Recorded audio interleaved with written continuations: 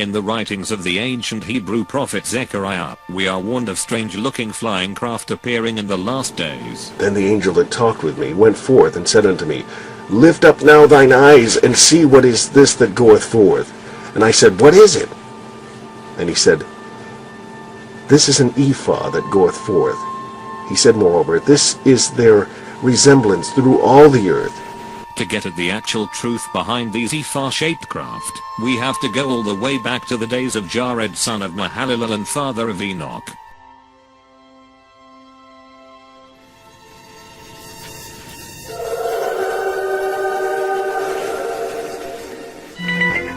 In those days, God chose Semyaza to lead 200 from a class of angels called the Watchers. They were to go preach to mankind from Mount Hermon. Dutifully obeying their orders, the Watchers boarded their Merkabahs and headed down to the earth to teach mankind.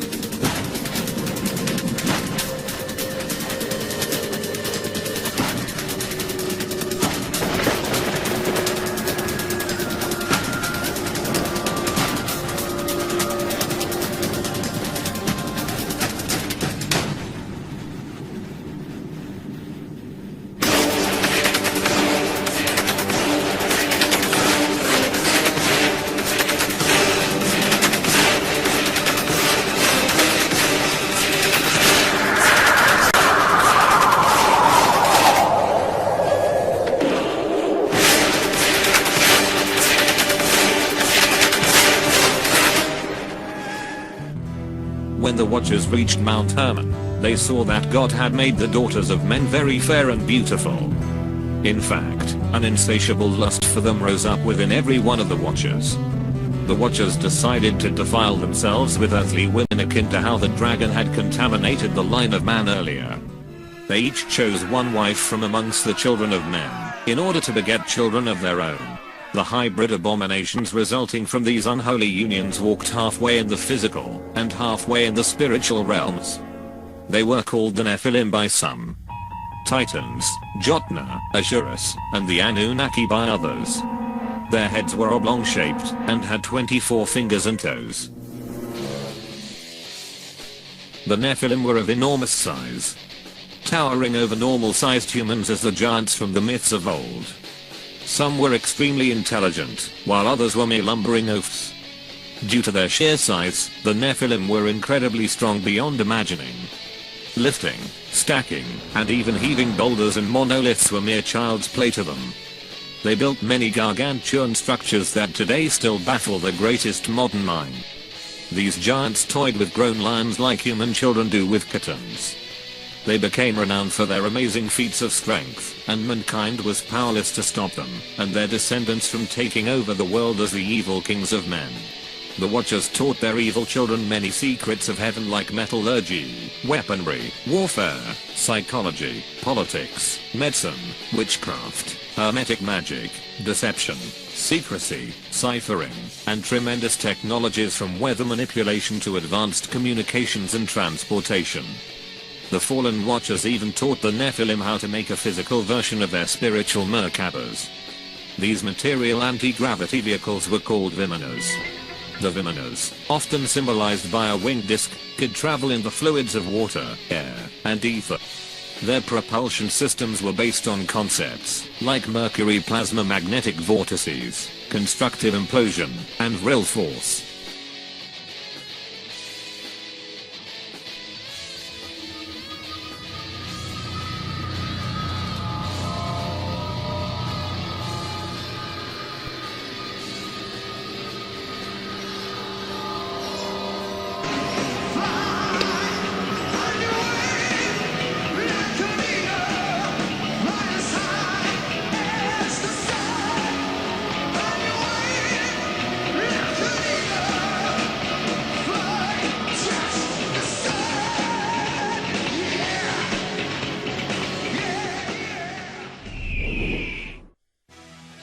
There are ancient records of vimanas all over the planet.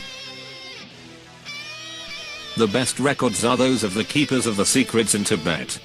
Their enormous Kanja, Tenja, and other codes tell many details of these chariots of the Nephilim as well as other important information. Unsure consists of over 1,000 volumes containing the holy texts of Lamaism. Their secret code is the most complex ever devised.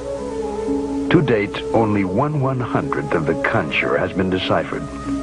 The resulting translations are full of references to gods appearing in the sky, of the luminous pearls and transparent spheres in which they lived.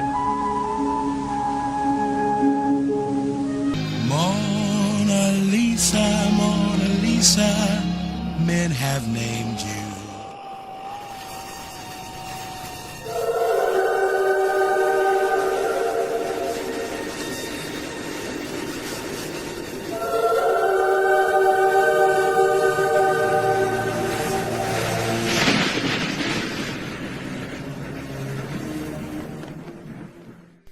The best publicly known records of vimanas are the myriad descriptions of them in the Indian Puranas, Vedas, epics, and other ancient literary works.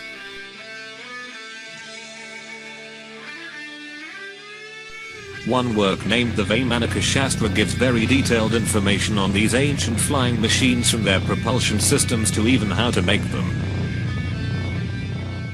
The Vimanaka Shastra, or science of aeronautics, indicates vimanas used a propulsion system based on a combination of gyroscopes, electricity, and mercury.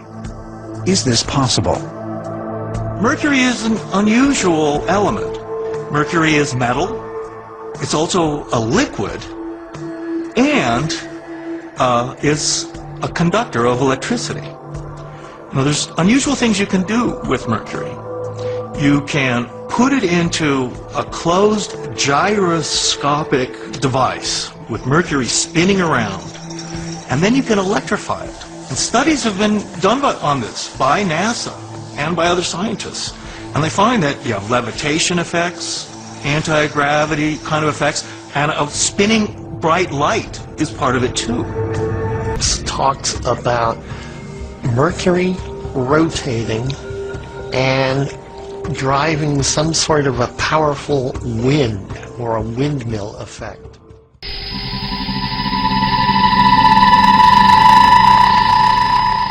These Indian vimanas were used to fight against the Asuras that lived on the White Island continent of Atala.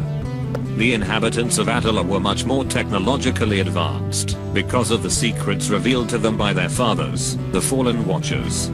Their vimanas were much more advanced, and they even had a superior new type of craft called vilex.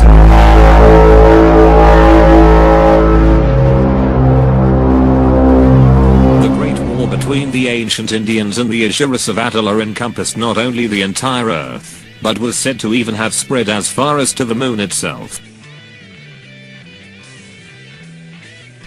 Having no atmosphere nor much water, corrosion on the moon is minimal at best and leaves open the possibility that evidence of this great war still exists, if it did really occur. Mona Lisa, men have named you.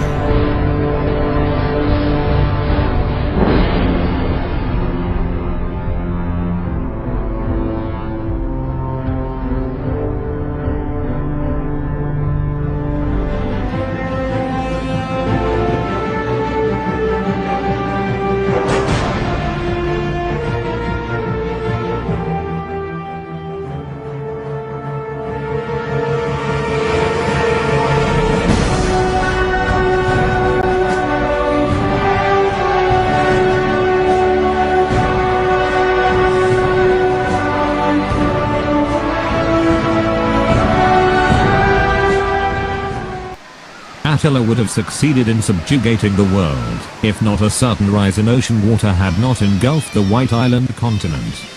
Asuras still aloft in vimanas flew into the hollow earth, to dwell among the Hyperboreans and the Nagas. After the Great Flood, giants and vimanas have been randomly sighted periodically all through recorded history.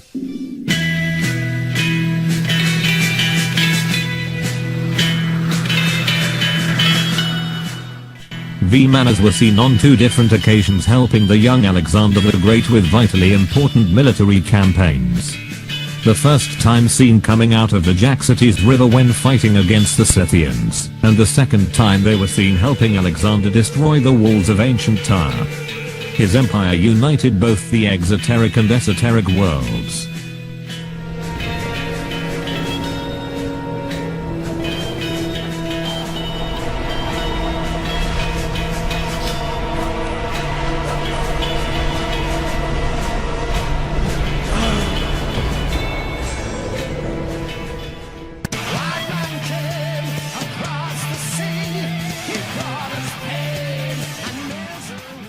Original text from Columbus's log has been made available to the History Channel by archivists at Fordham University, custodian of a rare handwritten copy. Almost 1800 years later, we have another famous incident.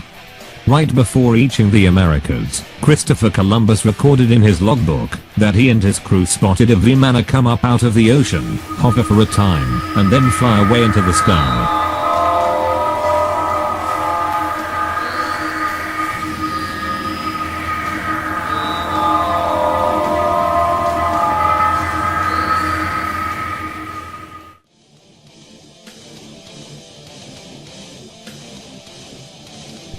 Five millennia after the Great Flood, occultists began to search for the lost land of Attila and its extremely advanced technology, in order to use it to subjugate the world for themselves. They sought the descendants from the survivors of the Attila catastrophe. After little success in South America, Egypt, and India, they finally hit pay dirt when they made an expedition into Tibet and the surrounding area. The Tibetan monks of esoteric Buddhism told Satan's chosen people, if they could deliver a sacrifice of 6 million of the chosen people of God, then Sanat Kumara himself said they could have all the secrets of Attila. This included access to the coded records, location of the mummies of the ancient survivors of Attila, even how and where to dig up the punished watchers, and even the location of Attila itself along with all its evil technology.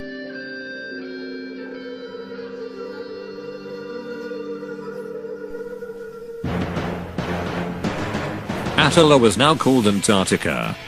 After the Nazis eagerly carried out their sick part of the deal, they voyaged to Antarctica and built Base 211.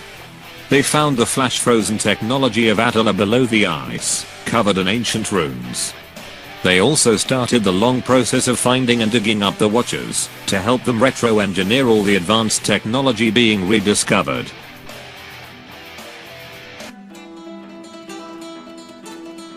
Knowing that most of the Watchers were buried in the deserts of what was now the United States, the occult elitists devised another evil ruse. They would have a semi-secret war in the Antarctica between the Nazis and the US. The Nazi generals would put up a good enough fight to sell the ruse, but for the most part allow America to win. The operation was called Operation High Jump, and was led by Admiral Richard Byrd, famed for having flown into the Hollow Earth through the North Pole entrance.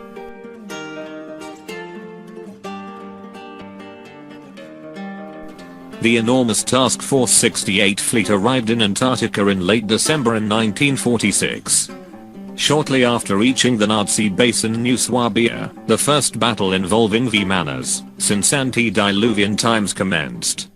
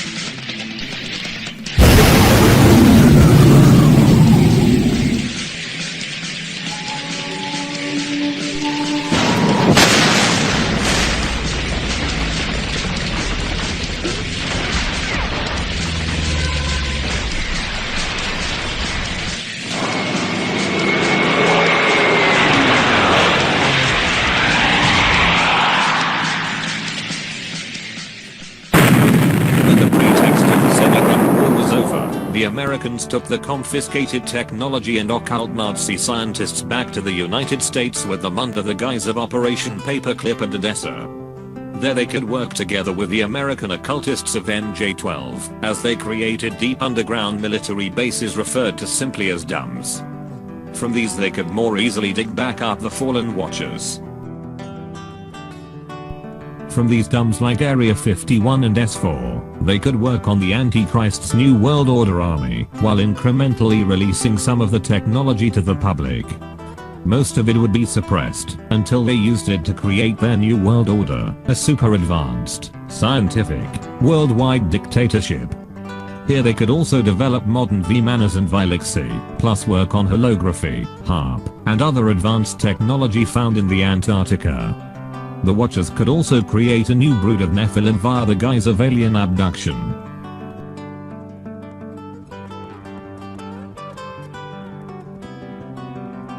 These new gigantic Nephilim, the Fallen Watchers, the Nagas, Fourth Reich Nazi Ubermensch, and all the new vimanas and vilexi will be a part of what is known as the Strong Delusion.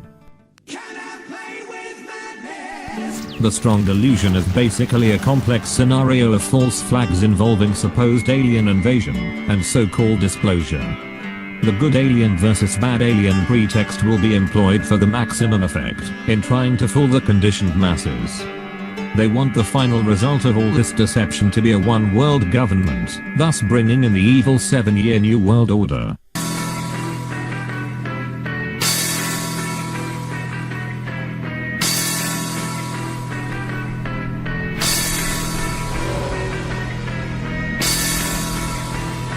The state has proven that there is no God! The idea is that every single human being is Christ.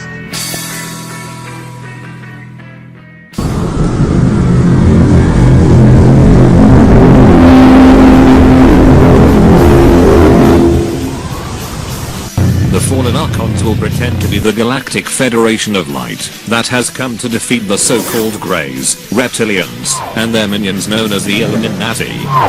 Piloting what are called light ships, they will give humanity tremendous technological help and bring in a false peace for 3.5 years. After that, mankind will see that it was all a very clever deception.